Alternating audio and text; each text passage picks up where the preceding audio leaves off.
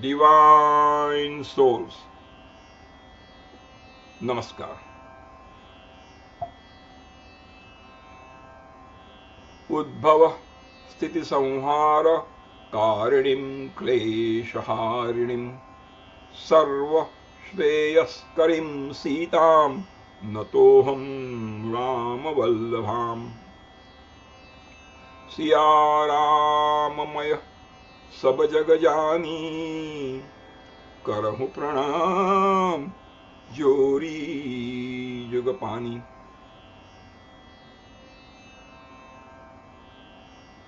आज फ्राइडे जून 12, 2026, अधिक ज्येष्ठ मास कृष्ण पक्ष और अति पवित्र द्वादशी तिथि है। हमने कई बार द्वादशी तिथि का महात्म्य उसके ऊपर चिंतन किया है। आज की तिथि बहुत पवित्र है और अधिक ज्येष्ठ मास होने से और भी पवित्र हो जाती है। प्रभु कृपा से, सदगुरु की कृपा से, परम पूज्य भाई श्री और श्री जगत गुरु राघवाचार्य जी की कृपा से और अनेक संतों की कृपा और आशीर्वाद से एवं हमारे सबके पूर्वजों की पुण्याई के प्रताप से श्रीमद् वाल्मीकि रामायण का ये 7वां स्वाध्याय है।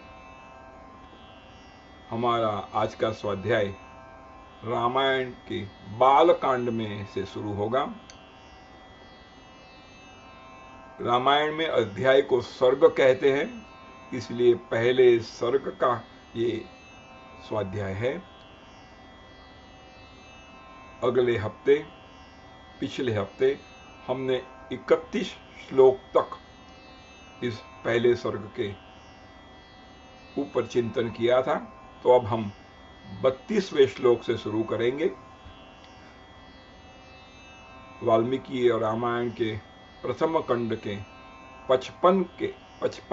55 पन्ने पर से हम शुरू करेंगे। तो थोड़ा इंट्रोडक्शन देना मैं अगत्य का समझता हूं कि राम और रामायण ये क्या है। राम का अर्थ है pleasing, pleasant, charming, lovely, beautiful. अयन यानी कि गति, अयन यानी कि मार्ग, अबोर्ड यानी कि रहने की जगह, महल। तो रामायण, उसमें राम के आचार विचार के मार्ग अथवा गति का वर्णन किया गया है। जहां राम रहते हैं वो भी रामायण है, और जहां सीता जी रहते हैं और सीता जी के कारण वो उस महल में रहते हैं, इसलिए भी उसको रामायण कहते हैं। रामायण आदि काव्य है और जगत का सबसे पहला काव्य ये रामायण है, और उसके कवि भी आदि कवि है। उसके पहले कोई कवि था नहीं। रामायण का कवि आदि कवि वाल्मीकि है। अब हम जिस तरह से हमारे पहले सर्ग की कथा सुन रहे हैं, वहां तमसा नदी के किनारे वाल्मीकि जी के आश्रम में देवर्षि नारद जी पधारे हैं, और वाल्मीकि जी ने कई प्रश्न किए कि कॉन्टेम्पररीली, इस वक्त जब उनकी दोनों की बातें हो रही थी, उस वक्त की बात कर रहे हैं, इस वक्त दुनिया में और विश्व में ऐसा कौन है जिसके पास ये सब गुण है जो हमने अगले सप्ताह स्वाध्याय में सुना था। और उसके जवाब में नारद जी राम जी के 16 गुण का वर्णन करते हैं और 100 श्लोक में उनको रामायण की कथा सुनाते हैं, जिसके ऊपर वाल्मीकि जी ने नारद जी के आदेश पर, और दूसरे सर्ग में हम देखेंगे कि ब्रह्मा जी के आदेश पर भी रामायण लिखने का ठाना, यानी कि निश्चय किया। और उन्होंने 18 गुण में जो जो उनको दिव्य दर्शन हुआ राम जी का और रामायण के अनेक पात्रों का और राम जी के चरित्र का, उनमें उन्होंने 68 गुण अपने आप ऐड किए और 16 + 68 इस 84 गुण।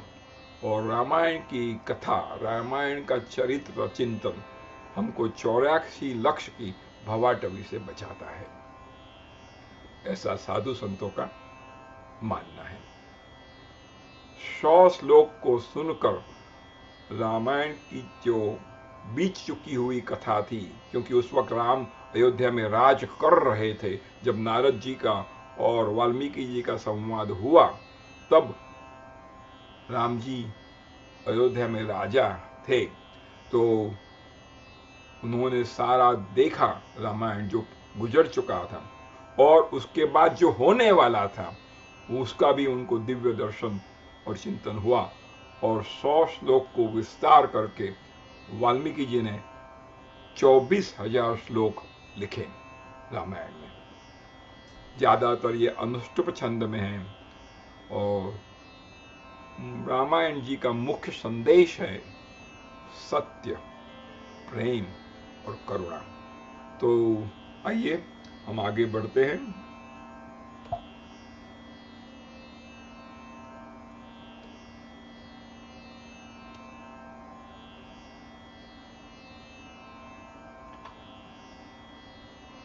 वीरेंद्र, देखा ये बरोबर? હેલો, એની ઓફ ધી કોહોસ્ટ દેખાય છે અને બેકગ્રાઉન્ડ મ્યુઝિક બરોબર છે? બરોબર કે વધારે નથી ને? ના। ओके, तो थैंक यू, जय श्री कृष्ण।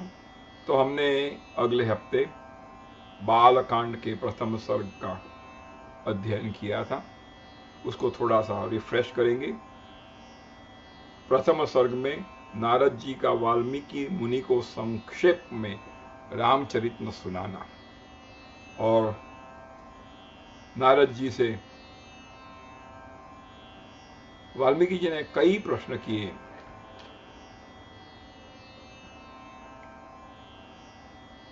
कि इस समय, that means at this particular moment, जब ये संवाद हो रहा, इस संसार में गुणवान, वीर्यवान, धर्मज्ञ, उपकार को मानने वाला, सत्यवक्ता, दृढ़ प्रतिज्ञ कौन है? और ऐसे अनेक कई प्रश्नों को उन्होंने पूछा। तो उसके जवाब में नारद जी ने कहा, है मुने, आपने जिन बहुत से दुर्लभ, एक एक गुण अगर हम देखेंगे तो बहुत दुर्लभ है, संपूर्णतया एक गुण का होना भी बहुत डिफिकल्ट है, नामुमकिन है। तो ये सारे गुण जो आपने पूछे हैं, वीर्यवान, धर्मज्ञ, उपकार को मानने वाला, सत्यवक्ता, दृढ़ प्रतिज्ञ, सदाचार से युक्त, सामर्थ्यशाली, प्रिय दर्शन, मन पर अधिकार रखने वाला, क्रोध को जीतने वाला, एक ही पुरुष में सब गुण होना, वो तो और भी अधिक दुष्कर और दुर्लभ है। लेकिन ऐसे पुरुष इस वक्त हैं, और वो कौन है? वे राम नाम से विख्यात हैं और इक्ष्वाकु वंश में उत्पन्न हुए ऐसे ये पुरुष हैं, और अभी उनका राज्य अयोध्या में चल रहा है। तो हमने ये सब गुण उस वक्त पढ़े थे, और हम 31वें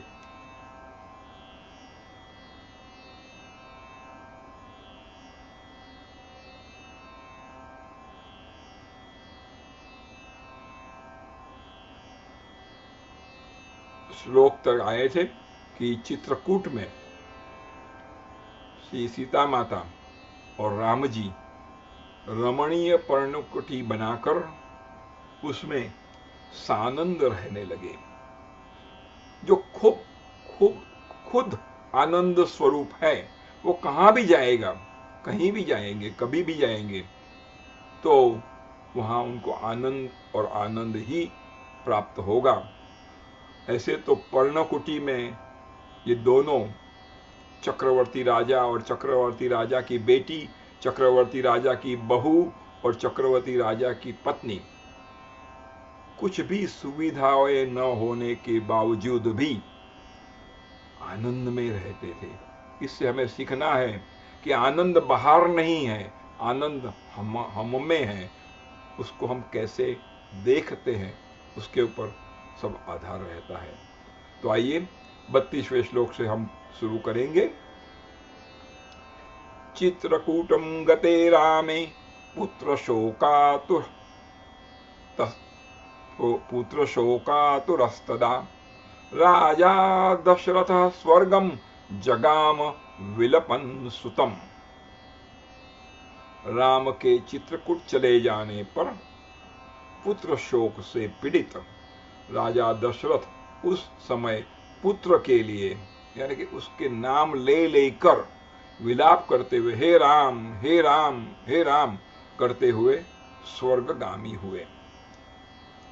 बहुत विस्तार से इसकी कथा आएगी, लेकिन हम एक छोटा सा उल्लेख करेंगे कि जब मनु और शत्रुपा जो पहले दशरथ के पहले उनका जन्म था, तो उन्होंने भगवान को प्रसन्न किया और मांगा कि आप जैसा बेटा हो।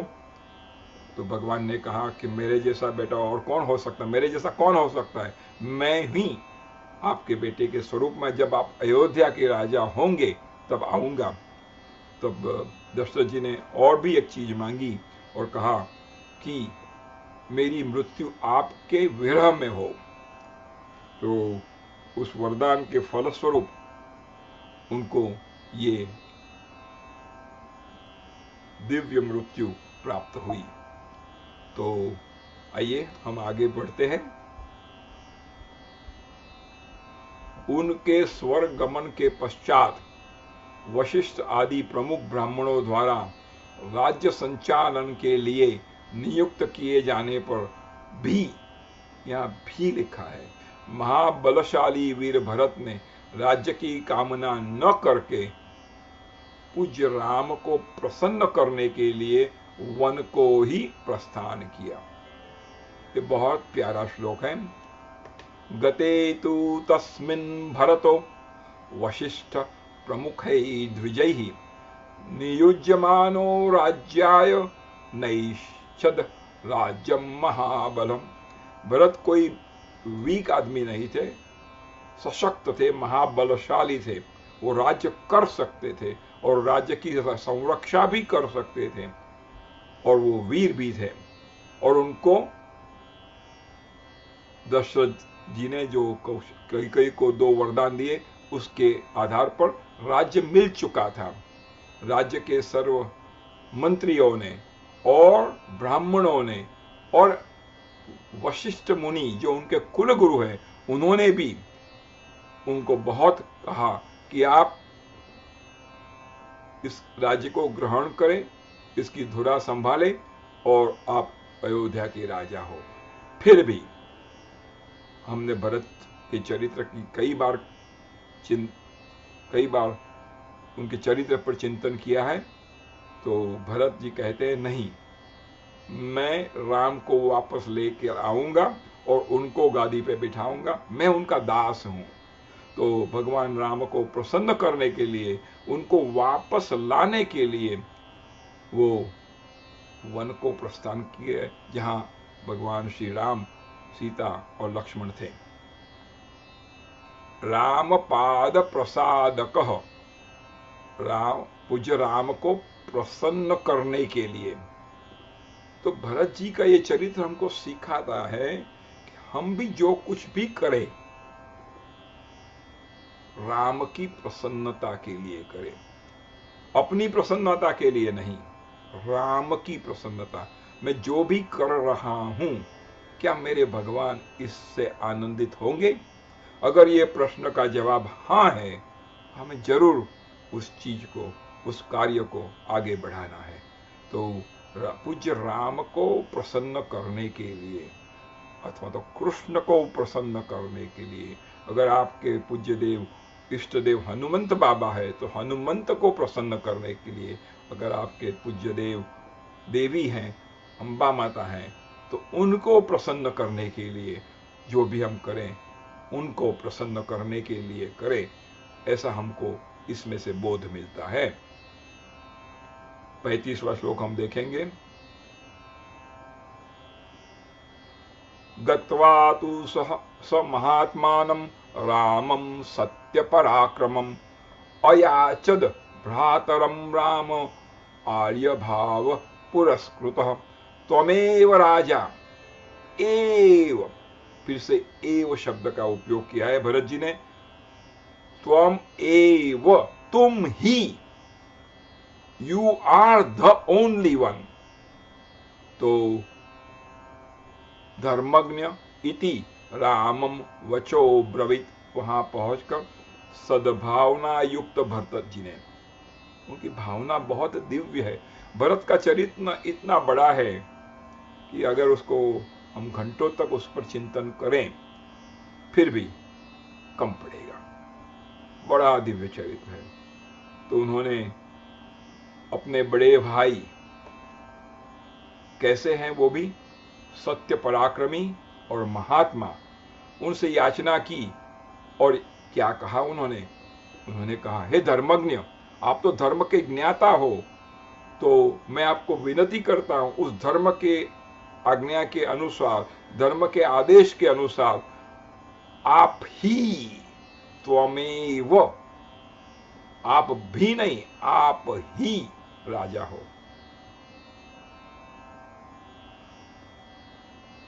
परंतु राम जी ने कहा, रामोपि परमोदारः सुमुख सुमहायशः। तो महान, इतने दीनता पूर्वक, भक्ति पूर्वक, सद्भावना युक्त भरत जी की प्रार्थना को सुनकर महान यशस्वी, परम उदार, प्रसन्न मुख, महाबली और भरताग्रज, मुझे संबोधन राम के लिए बहुत अच्छा लगता है। भरताग्रज, भरत के अग्रज यानी कि बड़े भाई। तो राम जी को भी ये नाम बहुत प्यारा है कि मैं भरत का बड़ा भाई हूं। ऐसा नहीं कहते भरत मेरा छोटा भाई है, ऐसा नहीं कहते राम। मैं भरत का बड़ा भाई हूं। भरत को आगे करते हैं, भरत राम जी को आगे करते हैं, तो राम जी भरत को आगे करते हैं। भरताग्रज, भरत के बड़े भाई। अग्रज, अग्रज मीन जो पहले जन्म था, वो भरत के जो पहले जन्म हुआ था। ऐसे तो अगर जब हम रामायण जी की कथा पढ़ेंगे तो कुछ क्षण के लिए ही राम बड़े हैं, कुछ मिनटों से राम भरत जी से बड़े हैं। ऐसा नहीं कि 10 साल बड़े हैं, 20 साल बड़े हैं, फिर भी भरताग्रज। परंतु महान यशस्वी, परम उदार, प्रसन्न मुख। एक एक गुण राम के भी यहां दिखाई देते हैं। राम ने भी पिता के आदेश का पालन करते हुए, ये संवाद रामचरितमानस में बड़ा दिव्य है। जो चित्रकूट गए हैं वहां राम और भरत का जो मिलाप हुआ है, उस मंदिर की दिव्यता तो क्या कहे। तो उन्होंने कहा, पिता का आदेश मुझे मिला है, तुम्हें नहीं मिला है, तो पिताजी का आदेश पालन करना मेरी फर्ज है, वैसे तुम्हारी भी फर्ज है। तो मैं राज्य की अभिलाषा नहीं कर सकता। और उन्होंने उन भरताग्रज ने राज्य के लिए न्यास यानी कि चिन्ह रूप में अपनी खड़ाऊ यानी कि पादुका भरत को देकर उन्हें बार बार आग्रह करके लौटाया, क्योंकि भरत मानते ही नहीं थे। उनको कहना था कि आप ही इसके राजा बने और मैं आपकी सेवा में रहूंगा। अगर आप चाहें तो मैं 14 वर्ष वन में रहूंगा, आप वापस लौटे, ताकि हमारे पिताजी की आज्ञा किसी एक पुत्र को पालने की जरूरत है। ये सब बहुत प्यारा संवाद उनका जो हुआ चित्रकूट में, बहुत दिव्य है। तो हम देखते हैं हमारे भारत की हिस्ट्री कि जहां मुगलों का राज था और अपने भाई को मारकर, अपने पिता को कैद कर, अपने रिश्तेदारों को मारकर लोग राज्य पर चढ़ जाते थे। यहां राज्य है और एक दूसरे भाई कह रहे तुम राज्य लो, मैं नहीं ले सकता, तुम राज्य लो, मैं नहीं सकता। ये हमारी सनातन धर्म की संस्कृति है। इससे हम सीखें कि रामायण हमको क्या सिखाता है, हमारा संस्कार क्या है, हमारी संस्कृति क्या है, हमारा सनातन धर्म क्या है। तो आगे बढ़ते हैं। 38वां श्लोक। सकामम नवाप्यैव राम पादावु स्पृशन् नंदीग्रामे करोद्राज्यम राम गमन कांक्षया। क्या श्लोक लिखा है, और एक एक श्लोक जिसको संस्कृत आता है वो तो इतना आनंद आ रहा है मुझे अभी। क्या वाल्मीकि जी की कलम है। अपनी अपूर्ण इच्छा को लेकर, उनकी इच्छा थी कि राम वापस लौटे, तो वो इच्छा तो पूर्ण नहीं हुई। अगर हमारी इच्छा पूर्ण नहीं होती तो हमें क्रोध आता है, हमें घृणा आती है। तो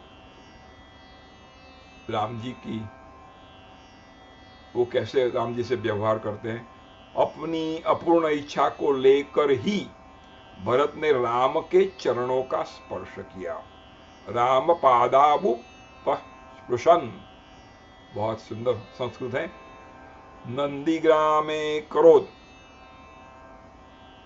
नंदीग्राम में राज्य करते करते रामागमन आकांक्षया, आकांक्षा माने हमको किसी का इंतजार है, ये हम सोचते हैं कि अभी आएंगे, अभी ये आएंगे, अभी ये आएंगे, ऐसी हमारी आकांक्षा होती है, हमारी इच्छा होती है, उसको आकांक्षा कहते हैं।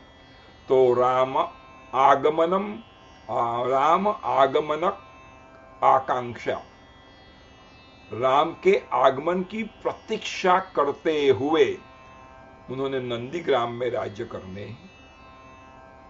की ठानी और करने लगे। तो अभी मैं 2 बार गया था, चित्रकूट और अयोध्या भी, और अयोध्या से 35 किलोमीटर पर नंदीग्राम है। जिन्होंने अयोध्या की मेरी यात्रा की वीडियो जो मैंने 1 महीने पहले ही अपलोड की है, वहां नंदीग्राम का दिव्य दर्शन हमने किया था और उस पर चिंतन किया था। नंदीग्राम में भरत जी रहे हैं। क्यों नंदीग्राम में रहे? उन्होंने कहा कि अयोध्या का राजा तो एक ही हो सकता है, भगवान श्री राम। उन्होंने भगवान श्री राम की पादुका को सिंहासन पर लगाकर नंदीग्राम में रहकर राम की आज्ञा मुजब अयोध्या का राज्य किया, और वहां रहकर उन्होंने साधु जैसा जीवन निकाला। वलकल पहनकर, बहुत कम खाकर, बहुत कम सोकर उस नंदीग्राम में दिव्य जीवन बिताया। जब राम और भरत जी 14 वर्ष के वनवास के बाद पहली बार नंदीग्राम में मिलते हैं, और जब दोनों एक दूसरे को गले लगाते हैं, तब अयोध्यावासी, वशिष्ठ मुनि, तीनों माताएं, शत्रुघ्न वगैरह, ये सब देख रहे हैं। और उस वक्त वो तय नहीं कर पाते, वो निश्चय नहीं कर पाते कि सचमुच वनवास राम जी को मिला था कि भरत जी को मिला था। भरत का शरीर कृश यानी कि दुबला हो गया था, जटाएं बड़ी थी, वलकल पहने हुए थे, तो लोग तय नहीं कर पाते कि सचमुच तो भरत जी को ही वनवास मिला था, और वो अकेले थे वहां, जबकि राम जी अपने भाई लक्ष्मण और उनकी धर्मपत्नी सीता जी के साथ थी। तो ऐसा दिव्य चरित्र भरत जी का है, जितना उसका वर्णन करे कम है। तो आगे चलते हैं। भरत के लौट जाने पर सत्य प्रतिज्ञ, जितेंद्रिय, श्रीमान राम ने, तीनों विशेषण राम जी को लगाए, क्योंकि उनका प्रश्न था ऐसे दुर्लभ गुण वाले इस वक्त कौन है, और उन्होंने ये सब हिस्ट्री बताने का प्रयत्न किया है नारद जी ने। तो ये किया यानी कि पास्ट टेंस में ये सब हो चुका है, और नारद जी वाल्मीकि जो को कह रहे हैं ये सब हो चुका है, मैं आपको बता रहा हूं। वहां पुनः नागरिक जनों का आना जाना देखकर उनसे बचने के लिए एकाग्र भाव से दंडकारण्य में प्रवेश किया। जो सात्विक हैं उनको लौकिक बातों में इतना कम इंटरेस्ट होता है कि वो लोगों को आना जाना देखकर कहीं और एकाग्र भाव से, सात्विक भाव से अपना जीवन व्यतीत करने के लिए चले जाते हैं। हमें भी इससे सीखना है। अगर हम वहां होते तो हम कहते ठीक है, यहां है तो अयोध्या के लोग मुझे आएंगे, मिलेंगे, मैं उनसे बातें करूंगा, अयोध्या की बातें पूछूंगा, हा हा ही करूंगा, लौकिक बातें करूंगा। राम जी ने कहा यहां से हम आगे जाएंगे ताकि ये सब चीज हम नहीं करेंगे। तो आइए आगे चलते हैं दंडकारण्य में। उस महान वन में पहुंचने पर कमल लोचन, राम के जी के लोचन यानी कि आंखें, नेत्र कमल जैसी है। नवकंज लोचन, अभी हमने जो भजन सुना तुलसीदास जी जो उन्होंने संस्कृत में लिया था, श्री रामचंद्र कृपालु भजम, तो नवकंज लोचन, नए खिले हुए कमल के जैसा जिनका नेत्र कमल है, ऐसे राम। कमल लोचन राम ने विरोध नाम के राक्षस को मारकर शरभंग, सुतीक्ष्ण, अगस्त्य मुनि तथा अगस्त्य के भ्राता का दर्शन किया। तो राम राक्षसों को मारना वो उनका कार्य था। यदा यदा हि धर्मस्य ग्लानिर्भवति भारत अभ्युत्थानम धर्मस्य तदात्मानं सुजाम्यम परित्राणाय साधूनां विनाशाय च दुष्कृताम, विनाशाय च दुष्कृताम। वो कार्य अवतार कार्य कर रहे हैं और उसके साथ ही सत्संग कर रहे हैं। राम को कोई सत्संग करने की जरूरत नहीं, खुद स्वयं भगवान है, सब जानते हैं। वो स्वयं सिद्ध है, स्वयं सत्य संकल्प है, समर्थ है, सर्वज्ञ है, धर्मज्ञ है। उनको सत्संग करने की कोई जरूरत नहीं, सत्संग तो हमें करना है। फिर भी जहां जहां भी मौका मिलते हैं, मौका होता है, तो सुतीक्ष्ण, शरभंग और अगस्त्य मुनि के भ्राता का दर्शन करते हैं और सत्संग करते हैं। फिर अगस्त्य मुनि के कहने से उन्होंने इंद्रधनुष, एक खंग और 2 तुणीर जिनमें बाण कभी नहीं घटते, ऐसे प्रसन्नतापूर्वक ग्रहण किए।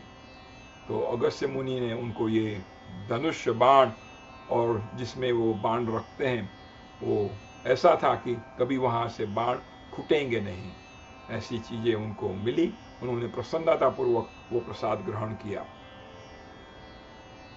एक दिन वन में वनचरों के साथ रहने वाले श्री राम के पास असुर तथा राक्षसों के वध के लिए निवेदन करने को वहां सभी ऋषि आए।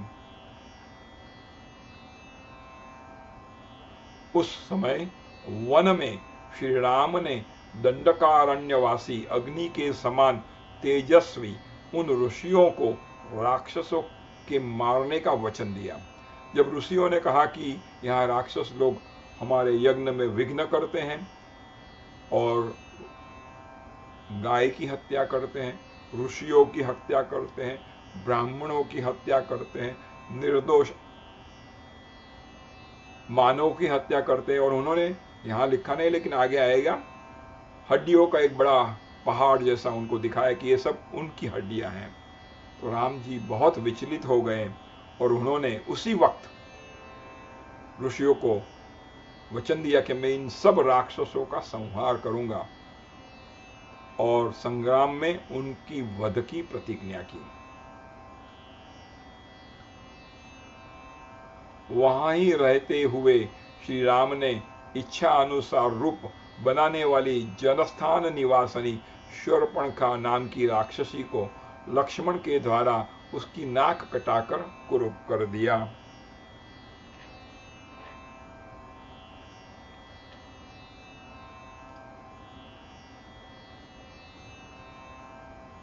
ये कथा भी है, हम इसका डिटेल में देखेंगे। हम आगे बढ़ते हैं। तब शूर्पणखा के कहने से चढ़ाई करने वाली सभी राक्षसों को और खर, दूषण, त्रिशिरा और उनके पृष्ठपोषक असुरों को राम ने युद्ध में मार डाला। तो जब शूर्पणखा ने अपने भाइयों को, बंधुओं को, रिश्तेदारों को कहा कि राम जी ने मेरा ऐसा हाल किया है, तो उनको मारने के लिए ये सब राक्षस आए थे, उन सब असुरों को भी राम ने युद्ध में मार डाला। ये खर नाम आप याद रखना, जब भी हमको समय मिलेगा तो इसके ऊपर हम बहुत चिंतन करेंगे। राम का एक नाम है खरारी। अरी मीन्स शत्रु। खर, खर जिसका शत्रु है, ऐसा राम, उसको खरारी कहते हैं। और इसके ऊपर बहुत सुंदर चिंतन कई संतों ने किया है। उसको उस पर चिंतन करने के लिए 15-20 मिनट लगेगी, तो हम कभी भी समय मिलेगा तो उस पर चिंतन करेंगे।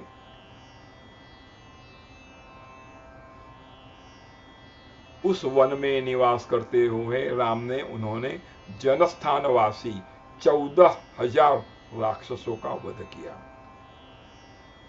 तदनंतर अपने कुटुंब का वध सुनकर रावण नाम का राक्षस क्रोध से मूर्छित हो उठा और उसने मारीच राक्षस से सहायता मांगी। तब मारीच ने क्या कहा? मारीच ने कहा, मारीच को जब रावण उनके पास जाता है, यद्यपि मारीच ने यह कर कि रावण, उस बलवान राम के साथ तुम्हारा विरोध ठीक नहीं है, रावण को अनेकों बार मना किया, परंतु काल की गति से, काल की प्रेरणा से रावण ने मारीच के वाक्यों को टाल दिया और उसके साथ ही राम के आश्रम पर गया।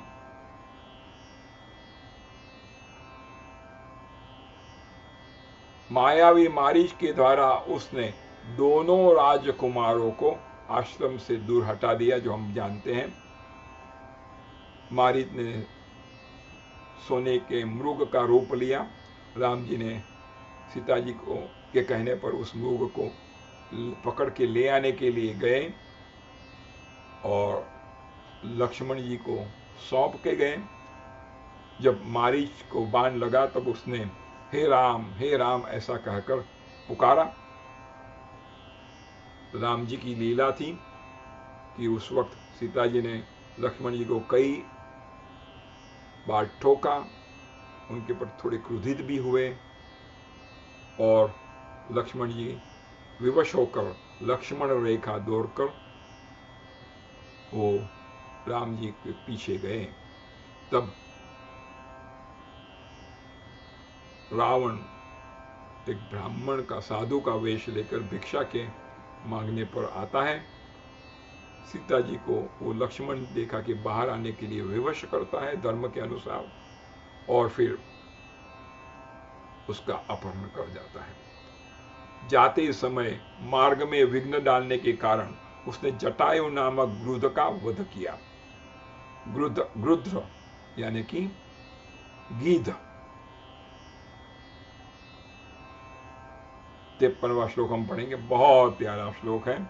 और जैसा खरारी इस शब्द पर हम चिंतन करेंगे, ऐसे जटायु पर भी हम चिंतन करेंगे। बड़ा प्यारा चरित्र है उनका।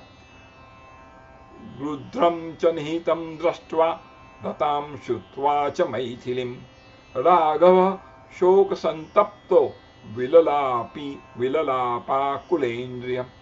तत्पश्चात जटायु को आहत देखकर और उसके मुख से सीता का हरण सुनकर रामचंद्र जी शोक से पीड़ित होकर विलाप करने लगे, क्योंकि राम जी और लक्ष्मण जी सीता जी को ढूंढने निकले थे।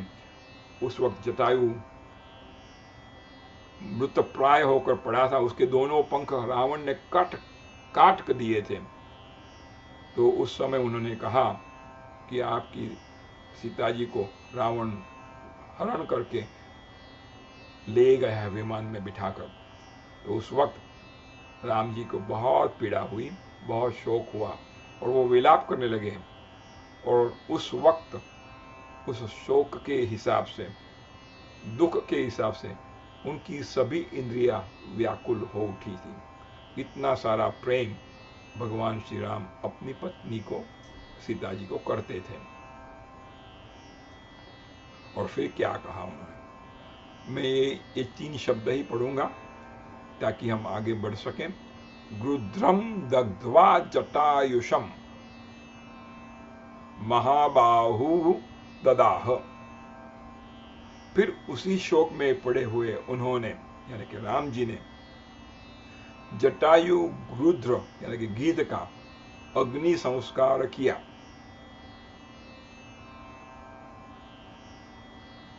तो कई संतों से मैंने कई बार सुना है कि ये कैसा एक गीध, मांस भक्षी पक्षी, नीच कोटि का, वो राम जी के बाहों में, राम जी के दामन में, राम जी उसको अपने आश्लेष में लेते, अपने दामन में लेते हैं और उसके ऊपर हाथ फेरते हैं। और ऐसे राम जी का दर्शन करते करते जटायु का प्राण निकलता है। हम सब चाहते हैं, भगवान से प्रार्थना करते हैं कि जब हमारा प्राण निकले तो हमारे मुंह से राम का नाम हो, हमारे नेत्रों के समक्ष राम जी का विग्रह हो और कानों में हम राम जी का कीर्तन सुनते हो, मन हमारा राम का चिंतन कर रहा हो। ये सब हम चाहते हैं, लेकिन ये एक नीच पक्षी, राक्षस पक्ष है, उसको ये सब सौभाग्य प्राप्त हुआ। इतना ही नहीं, राम जी ने उसका स्वयं अपने हाथों से, यहां लिखा नहीं है लेकिन जब हम चिंतन करेंगे तब देखेंगे, ऐसा नहीं कहा कि इसका अग्नि संस्कार करो, मैं आगे बढ़ जाता हूं अभी क्योंकि मुझे मेरी धर्म पत्नी को ढूंढना है, तो वहां के लोगों को नहीं कहा कि आप कर लो मैं जाऊंगा। अपने खुद के हाथ से अग्नि संस्कार किया है। इससे बड़ा सौभाग्य और क्या हो सकता है। ऐसा सौभाग्य उनके पिताजी दशरथ जी को भी प्राप्त नहीं हुआ था। दशरथ जी राम जी के विलाप में, जब राम जी वन में थे तो उनका देहांत हो गया। उनका उस वक्त राम जी उनके पास नहीं थे, राम जी के दर्शन नहीं कर रहे थे, राम जी उनके पर हाथ नहीं फेर रहे थे, और उनका अग्नि संस्कार भी, राम जी उनके ज्येष्ठ पुत्र यानी कि सबसे बड़े पुत्र हैं, फिर भी उनको ये लाभ नहीं मिला कि अपना पुत्र और राम भगवान उनका अग्नि संस्कार करें। तो ये जटायु का चरित्र बहुत प्यारा है। कभी भगवान ने चाहा तो उसके ऊपर भी हम चिंतन करेंगे। और फिर वन में सीता को ढूंढते हुए कबंध नामक राक्षस को देखा, जो शरीर से विकृत तथा भयंकर दिखने वाला था। महाबाहु राम ने उसे मारकर उसका भी दाह किया। ये करुणा निधान राम है। राक्षस को मारा और उसका भी अग्नि संस्कार किया, और इस हिसाब से उसको भी मोक्ष की प्राप्ति हुई। अगर राम जी उसको मारते हैं तो उसको मोक्ष मिलना ही है, और उसका अग्निदाह भी किया। राम जी के मार में भी प्यार है। भगवान जब मार देते हैं तभी उनको हमको प्यार करते हैं और मारते हैं। तो भक्तों को वो प्रेम से मिलते हैं और उनको मुक्ति या तो अपना धाम देते हैं, और राक्षसों को मारते हैं फिर भी उनको भी उसी धाम में पहुंचाते हैं, तो वो भी राक्षसों को मुक्ति मिलती है। तो यहां भी महाबाहु राम ने उसे मारकर उसका भी दाह किया, कबंध का, और अतः वह स्वर्ग को चला गया। जाते समय उसने राम से धर्मचारिणी, जो धर्म का आचरण कर रही है, ऐसी सबरी का पता बतलाया और कहा, रघुनंदन आप धर्मपरायणा सन्यासिनी शबरी के आश्रम पर जाइए। रामायण में सब चरित्र अद्भुत हैं। शबरी का चरित्र का क्या वर्णन कर सके, जिसने गुरु के एक शब्द पर कि तुम्हें इस आश्रम में राम मिलने आएंगे। कब आएंगे? सुबह आएंगे, शाम को आएंगे, आज आएंगे, 4 साल के बाद आएंगे, कुछ नहीं कहा। राम तुम्हारे मिलने के लिए आएंगे। इतनी गुरु की आज्ञा और आदेश पर उन्होंने सारा जीवन राम की प्रतीक्षा में निकाल दिया और गुरु की जो आशीर्वाद था उसके फलस्वरूप शबरी जी के आश्रम पर धर्मपरायण सन्यासिनी, धर्मचारिणी, ऐसे तो शबरी भील कन्या थी, वेद नहीं पढ़े थे, पुराण नहीं पढ़े थे, उपनिषद नहीं पढ़े थे, अपनी बुद्धि बहुत नहीं लगाई थी कि ब्रह्म कौन है, ब्रह्म क्या है, ब्रह्म के क्या गुण हैं, इसको क्यों ब्रह्म कहते हैं, इतने तर्क वितर्क उसके पास नहीं थे। फिर भी एक भक्ति के कारण राम खुद चलकर उसको मिलने के लिए आए। हम तो भगवान को चलकर हम मिलने जाते हैं, यहां भगवान भक्त को मिलने जाते हैं। ऐसा दिव्य शबरी का चरित्र, बहुत प्यारा। समय नहीं है वरना बहुत प्यारा गीत है, भजन है, मेरी झोपड़ी में, वो गीत कब सुनाएंगे। तो शबरी के आश्रम पर राम जी आए हैं और उन्होंने शबरी जी को नवधा भक्ति का दान दिया। ऐसे तो उनको दान की कुछ जरूरत, उनकी भक्ति अलौकिक थी, लेकिन हमारे लिए उन्होंने शबरी को निमित्त बनाकर नवधा भक्ति का दान दिया। वो पहला दोहा हम कई बार हमारे सत्संग में सुन चुके हैं। प्रथम भगति कर सतसंगा, दूसरी रति मम कथा प्रसंगा। पहली भक्ति सतसंग के साथ रहो, ये पहली भक्ति है। उसमें कोई कंडीशन नहीं रखी, सुबह रहो, शाम को रहो, पहले कपड़ा पहनो, आपको वेद पढ़ के फिर ही आप सत्संग कर रहे थे, स्नान करने के बाद करो, ऐसा कोई कंडीशन नहीं रखा, कोई प्री कंडीशन नहीं, कोई डिस्क्लोजर नहीं। प्रथम भगति कर सतसंगा, बस। दूसरी रति मम कथा प्रसंगा, दूसरी मेरे कथाओं में, मेरी लीलाओं में, मेरा गुणानुवाद में रति हो और आप वो कथा सुने। उसमें भी कोई कंडीशन नहीं रखी, खड़े खड़े सुने, सोते सोते सुने, घर में सुने, बाहर सुने, नहा धोकर सुने, कोई कंडीशन नहीं रखी। ये दोनों भक्ति अति उत्तम है, ऐसा राम जी ने शबरी जी को कहा। शबरी जी को कुछ जानने की जरूरत नहीं है, हमको जानने की जरूरत है। और शबरी को निमित्त बनाकर भगवान राम हमको वो उपदेश दे रहे हैं। फिर आइए, शत्रुहंता महान तेजस्वी दशरथ कुमार राम, फिर से अनेक गुणों का यहाँ वर्णन है, जो एक एक गुण को अगर हम विस्तार से देखेंगे तो समय की मर्यादा है। लेकिन ये शत्रुहंता महान तेजस्वी दशरथ कुमार राम शबरी के यहाँ गए, उसने इनका भली भांति पूजन किया और वहां से शबरी के कहने पर, जैसे कबंध ने कहा आप शबरी के पास जाए, यहां लिखा नहीं, लेकिन यहां विस्तार नहीं हो रहा है, लेकिन शबरी जी के कहने पर वे पंपा सड़क के तट पर हनुमान नामक वानर से मिले और उन्हीं के कहने से सुग्रीव जी से भी मेल किया, मित्रता की।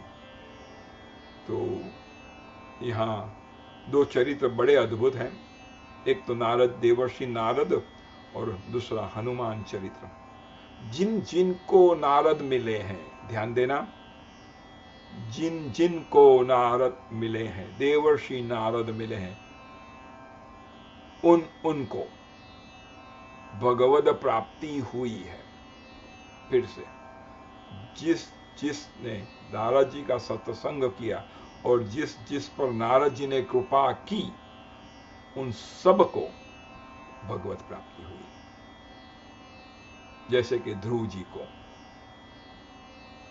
प्रहलाद को, वेद व्यास को, जिनको जिन्हें चतुश्लोकी भागवत का दान कर कृष्ण भक्ति का दान किया, और यहां नारद जी वाल्मीकि जी को राम का दान करते हैं, राम की कथा का दान करते हैं।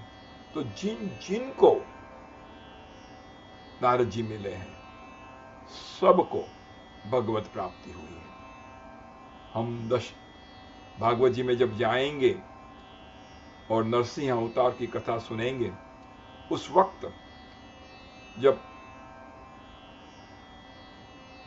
युधिष्ठिर महाराज के राज्य दरबार में शिशुपाल का वध होता है, क्योंकि वो कृष्ण की अग्र पूजा का विरोधी है और वो कृष्ण को गालियां देता है, तो 100 गालियां देने के बाद और लेने के बाद भगवान श्री कृष्ण सुदर्शन चक्र से उसका सिर काटते हैं। तब शिशुपाल का दिव्य तेज भगवान श्री कृष्ण के चरणों में मिल जाता है। ये देखकर युधिष्ठिर को बहुत आश्चर्य होता है कि उसको तो नर्क मिलना चाहिए था। मैंने कहा, आगे भी कहा, राम ने जितने भी राक्षसों को मारा उनको दिव्य दान दिया अपने धाम का। भगवान श्री कृष्ण ने 6 दिन के थे तब पूतना का मोक्ष किया और अपनी मां को जो स्थान दिया, वही अपने को मारने के लिए आने वाली पूतना को भी उसी स्थल पर उसका दान दिया। तो राम और कृष्ण जब राक्षस को मारते हैं तब भी कृपा ही करते हैं। तो नारद जी को युधिष्ठिर पूछते हैं कि ये कैसे मुमकिन है कि हिरण्यकश्यपु को भी मारने के लिए खुद भगवान आए और वो भी वैकुंठ चले गए, हिरण्यकश्यपु, और यहां शिशुपाल भी भगवान के धाम में गया, ये कैसे हो सकता है? तो उन्होंने कहा कि भगवान ऐसा करते हैं। और उन्होंने जब प्रहलाद की कथा सुनाई और प्रहलाद को 5 साल में भगवत प्राप्ति हुई, तब युधिष्ठिर शोकमग्न हुए। क्यों शोकमग्न हुए? कि अगर प्रहलाद को 5 साल की इतनी युवा आयु में, इतनी छोटे बालक थे और उनको ये भगवत प्राप्ति हुई, और मैं तो अब बूढ़ा हो गया हूं, महाभारत का युद्ध हो चुका था और ये पांडव राज्य कर रहे थे, तो उनके मुख पर शोक आया और उन्होंने शोक किया। तब जब नारद जी ने पूछा कि आपको क्यों शोक कर रहे हैं, तो बोले मुझे भगवत प्राप्ति नहीं हुई अभी तक, हमको भी ये शोक करना होगा, हमको भी नहीं हुई है, लेकिन हम तो कभी शोक करते नहीं हैं। हमको कब शोक होगा कि हमारा कोई दोस्त हमारे घर पर नहीं आएगा, या तो कोई रूठ जाएगा, कोई लौकिक, और या तो कुछ स्टॉक मार्केट बैठ जाएगा, या कार की चोरी होगी, या कोई अपशब्द कहेगा, तब हमको शोक होता है। हमको ये शोक नहीं होता कि अभी तक मुझे भगवत प्राप्ति नहीं हुई है। ये दिव्य शोक है, दिव्य युधिष्ठिर का। तब उन्होंने कहा कि आपको तो भगवत प्राप्ति हो चुकी है। तो युधिष्ठिर का, मुझे कहां भगवत प्राप्ति हुई है, मैंने भगवान के दर्शन नहीं किए हैं। कृष्ण उस सभा में बैठे हैं और कृष्ण और युधिष्ठिर कजिन ब्रदर्स हैं, मामा फूफा के। तो नारद जी कहते हैं, युधिष्ठिर, न सिर्फ तुम उनको जानते हो, न सिर्फ उनकी कृपा आप पर है, न सिर्फ आप पा चुके हो, लेकिन इस वक्त इस सभा में वो बैठे हैं। तब युधिष्ठिर को और भी आश्चर्य होता है कि नारद जी आप जो कह रहे हैं, मुझे तो कोई यहां भगवान नहीं दिखाई देता। तो फिर से वो सारी सभा में बैठे हुए सब लोगों का दर्शन करते हैं, कृष्ण का भी दर्शन करते हैं, फिर भी उनको कृष्ण में भगवान नहीं दिखाई देते। तब वो हार जाते हैं और नारद जी को कहते हैं मुझे पता नहीं, आप कह रहे हैं वो बैठे हैं लेकिन कहां है, कौन है? तब भगवान श्री कृष्ण नारद जी को आंख से कहते हैं अब आप चुप हो जाइए। भगवान को प्रदर्शित होना मंजूर नहीं है। भगवान अपने अपने को, अपनी प्रभुत्व को छुपा कर रखते हैं और हम हमारी प्रभुत्व को, हमारी महत्ता को, हमारे ज्ञान को, हमारी अचीवमेंट को दोहरा दोहरा कर खुद ढंढेरा पीटते हैं। तो नारद जी ने कहा यहां बैठे हैं, और भगवान कृष्ण ने नारद जी को कहा अब आप आपकी बातें बंद करो, मुझे छिप कर रहने दो। लेकिन नारद जी ने कृपा कर दी। किस पर? युधिष्ठिर पर। जिस जिस को नारद मिले हैं उसको भगवान मिले हैं। वैसे तो भगवान उनको मिल चुके थे, लेकिन ये ज्ञान, ये दृष्टि युधिष्ठिर में नहीं थी। वो तो अपने भाई समझते थे, और इस यज्ञ में भगवान कृष्ण को कोई सेवा नहीं दी गई थी, तो उन्होंने झूठे पत्तल, यानी कि जो पान में खाते हैं, उसको उठाकर गार्बेज में डाला था। तो उनमें उसको भगवान नहीं दिखाई देते थे। भगवान श्री कृष्ण वहां बैठे थे। तब नारद जी कहते हैं युधिष्ठिर, मैं आपको दिखाता हूं। ऐसे तो किसी भरे दरबार में, और ये भी बड़ा ऋषियों से भरा हुआ, राजाओं से भरा हुआ, मुनियों से भरा हुआ दरबार,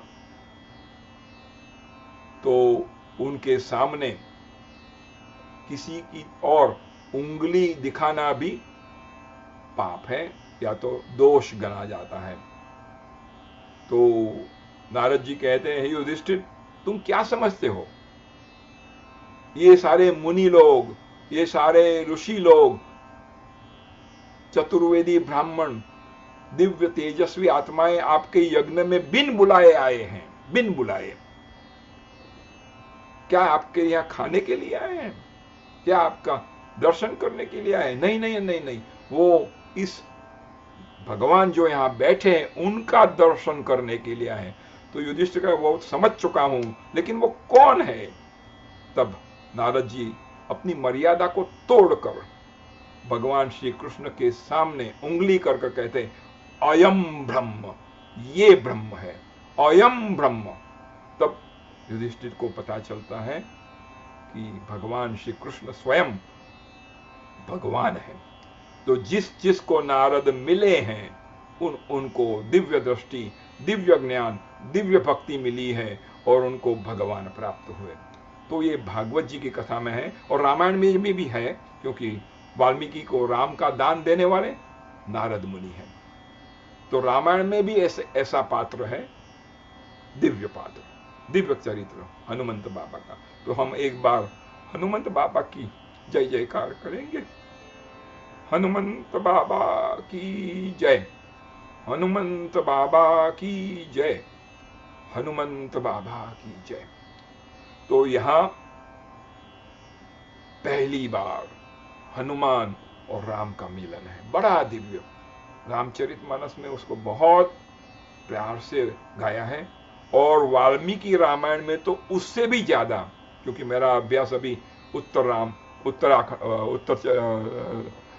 सुंदरकांड में है वाल्मीकि का, तो बहुत दिव्य वर्णन किया है, तो हम उसमें नहीं जाएंगे। लेकिन हनुमान नाम के वानर से मिलके और हनुमान के कहने से, मैंने हाईलाइट किया है हनुमत वचना चैव, यहां एव है, यहां ही नहीं लिखा है। हनुमान जी के कहने से ही सुग्रीव से भी मेल किया। तो हनुमान जी भी जैसे नारद हैं, वैसे ही हनुमान जी, जिन जिन को हनुमान मिले हैं उनको राम जी की प्राप्ति हुई है। यहाँ हम देखते हैं सुग्रीव जी को प्राप्ति हुई है। जब हनुमान सुंदरकांड में लंका में जाते हैं, तब उनको विभीषण से मिलते हैं तो विभीषण को भी वो राम जी को के शरण में आने के लिए कहते हैं, राम जी के लिए काम करने के लिए कहते हैं। और जब रावण उसको लात मार के निकाल देता है तब वो श्री भगवान राम जी के चरण में आते हैं। युद्ध चल रहा है, अंगद सुग्रीव वगैरह कहते हैं ये तो शत्रु का भाई है, इसके पर विश्वास नहीं करना चाहिए। उस वक्त सिर्फ और सिर्फ हनुमंत जी के बाबा के रिकमेंडेशन पर, उनके कहने पर राम जी विभीषण को आश्रय देते हैं। जिसको हनुमान मिले हैं उसको राम जी मिले हैं। तुलसीदास, उनको भी हनुमान जी की कृपा से राम जी की प्राप्ति हुई है। तुलसीदास काशी में राम जी का कीर्तन करते थे, राम जी की कथा करते थे। और यह हकीकत है कि जहां जहां राम जी की कथा होती है वहां वहां हनुमान जी आते हैं। आप कहेंगे अभी यहां हम राम की कथा कर रहे हैं, फ्लोरिडा में कहीं और होगी, सैन फ्रांसिस्को में कहीं और होगी, ऑस्ट्रेलिया में कहीं हो रही होगी, भारत में कहीं हो रही होगी, अनेक जगह पर होंगी, अभी तो कथा चल रही होगी। तो हनुमंत बाबा यहां बैठे या वहां गए हैं? हनुमंत बाबा सभी कथाओं में जाते हैं। क्यों? क्योंकि वो पवन पुत्र है। यहां भी पवन है, वहां भी पवन है, यहां भी ऑक्सीजन है, वहां भी ऑक्सीजन है। तो राम जी की कथा के चाहक, जिनको राम जी ने आशीर्वाद दिया था कि जहां जहां मेरी कथा होगी तुम वहां रहोगे, वैसे हनुमंत बाबा उस कथा में आते थे। तुलसीदास की कथा में तो तुलसीदास बहुत व्याकुल हो चुके थे कि अभी तक मुझे राम जी के दर्शन नहीं हुए हैं। और तुलसीदास हर रोज अपने घर के बाहर एक पेड़ था, जब पानी बचता था या पूजन करते थे वगैरह वगैरह करते तो वो पानी वो पेड़ के जमीन पर डालते थे और उस पेड़ में भूत रहते थे। तो ऐसे तो भूत को कौन पानी डालेगा, लेकिन इनडायरेक्टली अननोइंगली उनको पानी मिलता था। तो एक दिन भूत लोगों ने उनका आभार माना और कहा कि आप पानी डालते हैं इसलिए हमारा जीवन बना रहता है, हम आपके लिए क्या सेवा करें। तो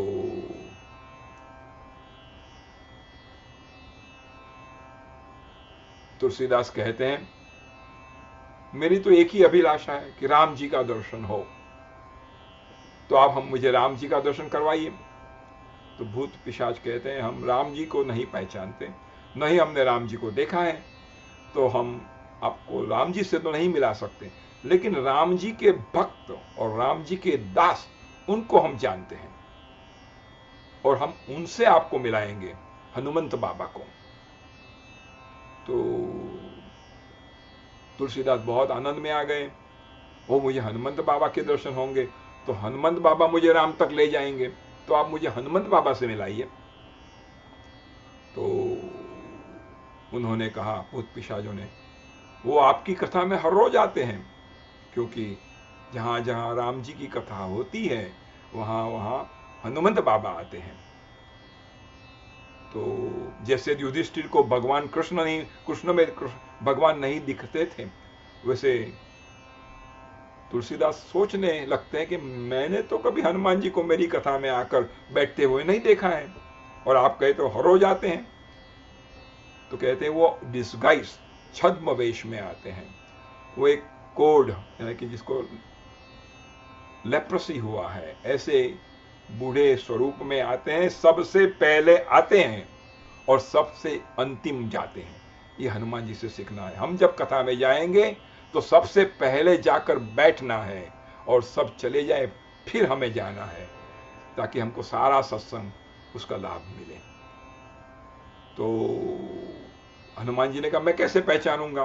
तो वो उन्होंने कहा वो ऐसे हैं, उनको कोड हुआ है, ऐसा वो दिखा रहे हैं ताकि कोई उनके करीब ना आए, और सबसे पहले आकर बैठते हैं और जब सब चले जाते हैं अंतिम ये चले जाएंगे। दूसरे दिन तुलसीदास ने कथा की, देखा इतनी सारी भीड़ में तो पहचान नहीं सके, लेकिन सब जब चले गए और जब अंतिम ये हनुमान जी जो छद्म वेश में, डिस्गाइज में वो चलने लगे, तब तुलसीदास ने उनके चरणों पर साष्टांग दंडवत प्रणाम किया और कहा, अब मैं आपको नहीं जाने दूंगा। तो छद्मवेश में, डिस्गाइज में जो हनुमान जी, दूर रहो, मुझे कोढ़ हुआ है, मुझे लेप्रोसी हुई है, आपको लग जाएगी, मुझे पैर, आप तो बड़े संत हैं, मुझे मेरे पैर मत छुओ, मुझे पाप लगेगा, वगैरह वगैरह। क्योंकि मैंने आगे भी कहा, जो दिव्य हैं वो अपने को जताने के लिए इच्छा नहीं रखते, उनको छुपे रहने में भी आनंद है, हमको दिखाने में आनंद है। तो इस बार तुलसीदास ने कहा, मैं आपको जानता हूं, आप कौन है, कृपा करो, मुझसे ये खेल मत खेलो, मुझ पर कृपा करो और दर्शन दो हनुमंत बाबा। तब हनुमंत बाबा उनको प्रसन्न हो जाते हैं, कहते हैं, मैं आपकी कथा सुनने आता हूं। आप बड़ी प्यार से राम जी की कथा कहते हैं, करते हैं, मेरा आशीर्वाद है, आप ऐसी ही कथा करते रहें। तब तुलसीदास कहते हैं, आपका आशीर्वाद मैं सर पे रखता हूं, लेकिन मुझे राम जी के दर्शन करने हैं, अभी तक मैंने राम जी के प्रत्यक्ष दर्शन नहीं किए हैं। तब हनुमंत बाबा कहते हैं कि अगर आपको राम जी के दर्शन करना हो तो आपको काशी छोड़कर चित्रकूट में आना पड़ेगा। इसीलिए चित्रकूट में महात्मा है, बड़ी प्यारी जगह है। हमने 2 घंटे चित्रकूट पर चिंतन किया था। तो तुलसीदास जी चित्रकूट के घाट पर बैठकर भक्ति करते हैं, मंदाकिनी के तट पर, और वहां चंदन घिसते हैं, कीर्तन करते हैं, सत्संग करते हैं। कई दिन बीत गए और उन्होंने हनुमान जी को कहा, अभी तक तो मुझे राम जी के दर्शन नहीं हुए हैं, आपने तो कहा था कि राम जी के दर्शन हो जाएंगे, आप करवा देंगे। तो हनुमान जी कहते, वो तो हर रोज आपसे मिलने आते हैं, आप उनको चंदन भी करते हैं, आपने दर्शन नहीं किया। तो वैसे तो कई लोग आते हैं, कई लोग को मैं चंदन घिस घिस के उनको उनके कपाल पर लगाता हूं, लेकिन इनमें राम और लक्ष्मण कौन है वो मुझे कैसा पता चलेगा। आप कहते दोनों आते हैं, राम और लक्ष्मण दोनों आते, क्योंकि चित्रकूट में दोनों भाई थे उस वक्त। तब हनुमंत बाबा कृपा करते हैं, वो कहते हैं, कल जब वो आएंगे तो मैं आपको इंगित कर दूंगा, मैं आई विल इंडिकेट, ये 2 जो हैं ये राम और लक्ष्मण हैं। तो दूसरे दिन जब राम लक्ष्मण छोटे बच्चों का स्वरूप लेकर तुलसीदास के पास चंदन लगवाने के लिए आते हैं, तो उसके पास के पेड़ पर एक पक्षी का स्वरूप लेकर हनुमान बाबा कहते हैं, यही राम लक्ष्मण है। और चित्रकूट के घाट पे हुई संतन की भीड़, तुलसीदास चंदन घसे तिलक करे रघुवीर। वो दोहा बहुत प्रख्यात है, प्रचलित है। तब उन्होंने कहा, यही राम लक्ष्मण है। तो तुलसीदास ने दोनों को चंदन किया और दोनों के पैर में साष्टांग दंडवत प्रणाम किया और पैर को पकड़ कर रखा। और बच्चों ने कहा, अरे आप तो बड़े संत हैं, जैसे हनुमान जी ने तुलसीदास को कहा था, वैसे परम तत्व को अपने आप को जताना नहीं अच्छा लगता है। तो कहा, आप तो बड़े संत हैं, हम तो क्षत्रिय हैं, आप हमको नमस्कार करेंगे, हमको पाप मिलेगा, हमारी अधोगति होगी, ऐसा मत कीजिए, आप बड़े संत हैं, आपका बड़ा उपकार है, आपने तिलक लगाया, वगैरह वगैरह। तब तुलसीदास कहते हैं, अब कई जन्मों से आप मुझे बुला रहे हैं और कई जन्मों से मैं आपको बुला रहा हूं, और अभी तक आप मिले नहीं हैं। अब आप मिले हैं तो मैं छोड़ूंगा नहीं, आप अपना दर्शन दीजिए। बहुत दीनता पूर्वक, प्रेम पूर्वक तुलसीदास जी प्रणाम करते हुए उनको विनती करते हैं। तब राम जी और लक्ष्मण जी उनको दिव्य दर्शन देते हैं। तो राम जी तो उनको हर रोज मिलते थे, लेकिन वो राम है ये दिव्य दृष्टि हनुमंत बाबा ने दी। जैसे नारद जी ने भगवान की, ये कृष्ण भगवान है, ये दृष्टि युधिष्ठिर को दी। तो जैसे हनुमंत बाबा का चरित्र, जिनको हनुमान की कृपा हुई है, मिले हैं, उनको राम भगवान भी मिले हैं। तो ऐसे हनुमंत बाबा का ये दिव्य चरित्र हमने देखा। आइए आगे जाते हैं।